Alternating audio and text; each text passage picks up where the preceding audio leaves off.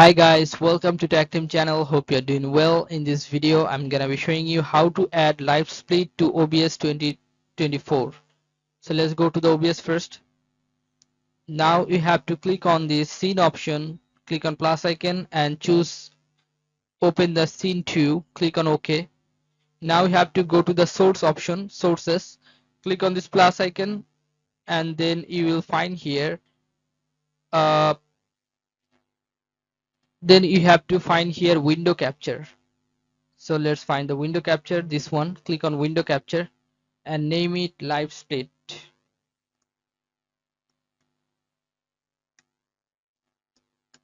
Make sure you are click on create new, okay, then click on OK.